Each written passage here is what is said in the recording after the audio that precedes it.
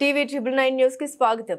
అనంతపురం జిల్లా కుందుర్పి మండలం అపిలేపల్లి, జానంపల్లి, ఎర్రగుంట గ్రామాల్లో ఎన్నికల ప్రచారంలో భాగంగా అమ్మిలేని సురేంద్రబాబు రోడ్ షో నిర్వహించారు. గ్రామాల్లో ప్రజలు టీడీపీ కూటమి అభ్యర్థికి గజమల్లలతో ఘనంగా స్వాగతం పలికారు. టీడీపీ, జనసేన, బీజేపీ నాయకులు, కార్యకర్తలు ప్రచారంలో పెద్ద ఎత్తున పాల్గొన్నారు. రోడ్ షోలో ప్రజలకు అభివాదం చేస్తూ జరిగే ఎన్నికల్లో టీడీపీకి ఓటు వేసి గెలిపించాలని ప్రజల్ని అభ్యర్థించారు.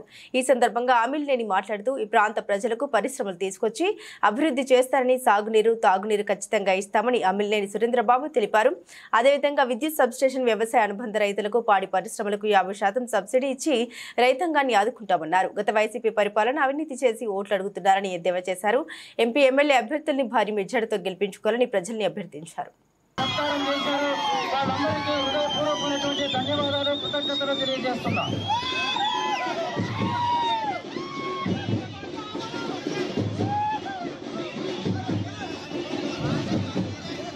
కేంద్రంలో చాలా నిధులు ఉన్నాయి.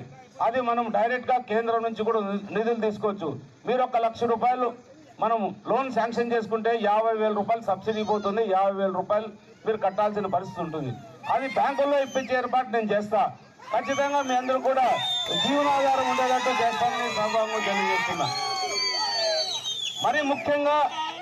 మరీ ముఖ్యంగా ఈ ప్రాంతానికి జీవనాడి చాలా అత్యవసరమైన ప్రాజెక్ట్ మన బీటీపీ ప్రాజెక్ట్ ఏదైతే ఉందో 114 చెరువులు నీళ్ళు అందించడం. అది మీ ఎర్రగుంట గ్రామ ప్రజలకు తెలియజేస్తున్నా. ఖచ్చితంగా రాబోయే 2.5 సంవత్సరాల్లో ఏది ఏమైనా కూడా మన కుందుర్పి బ్రాంచ్ కెనాల్ పూర్తి చేసి మీకు నీళ్లు అందించే ఏర్పాటు చేస్తానని సభాముఖంగా తెలియజేస్తున్నా. మన గవర్నమెంట్ వచ్చిన తర్వాత, నేను ఎమ్మెల్యేగా ఎన్నికైన తర్వాత ఖచ్చితంగా ఈ సబ్స్టేషన్ కూడా ఏర్పాటు చేస్తాను. ఎందుకంటే నిజంగా సబ్స్టేషన్ అవసరం. 1000 ట్రాన్స్ఫార్మర్లు ఉన్నాయంటే సబ్స్టేషన్ చాలా అవసరం. ఆ సబ్స్టేషన్ ఖచ్చితంగా ఏర్పాటు చేశాను. అలాగే ఇక్కడ చాలా తాగునీరులో కూడా ఫ్లోరైడ్ ఉందని చెప్తున్నారు. ఆ ఫ్లోరైడ్ సంబంధించి ఆర్ఓ ప్లాంట్ కూడా ఏర్పాటు చేస్తానని సభాముఖంగా తెలియజేస్తున్నాను. ఎర్రగుంట గ్రామానికి రావడం జరిగింది. ఎర్రగుంట గ్రామంలో ప్రజలు, యువకులు, ముఖ్యంగా యువకులు బ్రహ్మరథం పట్టారు. వాళ్ళకి ఈ ప్రభుత్వంపై విసుగొచ్చింది. ఎప్పుడు ఈ ఎన్నికలు వస్తాయి, ఎప్పుడు మనం తెలుగుదేశం పార్టీకి ఓటేద్దామా, 13వ తారీఖు ఎప్పుడు వస్తుందని వెహికల్లతో ఎదురుస్తున్న రోజులు దగ్గర కదులుతూ వస్తున్నాయి. కాబట్టి రాబోయే కాలంలో జూన్ 4వ తారీఖులో చంద్రబాబు నాయుడు గారు ముఖ్యమంత్రిగా ఎందుకంటే ఈ నిన్నటితో ఆయనకు ఏదైతే ఉందో ఆయన మేనిఫెస్టో మీద కూడా పూర్తి వ్యతిరేకత వచ్చింది. ఏది కూడా ఒక క్లారిటీ ఇవ్వకుండా ఏదో కొనసాగిస్తాను స్థాయిలో ఉన్నాడు. ఖచ్చితంగా చంద్రబాబు నాయుడు అయితే చెప్పాడు, నేను ఏదైతే పెన్షన్ ఉందో 4,000 రూపాయలు పెన్షన్ ఒకేసారి చేస్తాను.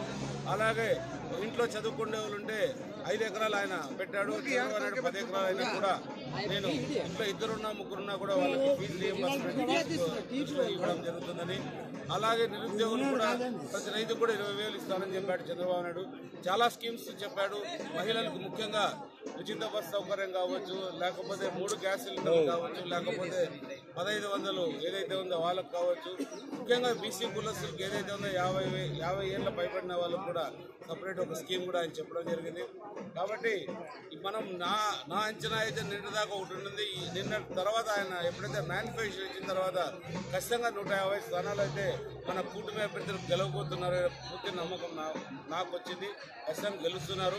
అలాగే ఈరోజు మన ఎర్రగుంట గ్రామంకి రావడంతో కొంతమంది మా ఎర్రగుంట గ్రామంలో వడ్డే కులసుకు సంబంధించిన వాళ్ళు అనంతపురంలో ఉంటున్నారు. పులికల్లో నారప్ప వాళ్ళు కుటుంబం అంతా కూడా 40 కుటుంబాలు వచ్చారు. ఎందుకు వచ్చారంటే వాళ్ళ ఆతృత ఎప్పుడు ఎన్నిక వస్తుంది. మనమంతా కూడా తెలుగుదేశం సభ్యులుగా ఉన్నాం కాబట్టి తెలుగుదేశం పార్టీ అభ్యర్థిగా ఉన్నందుకు నన్ను గెలిపించాల్సిన బాధ్యత.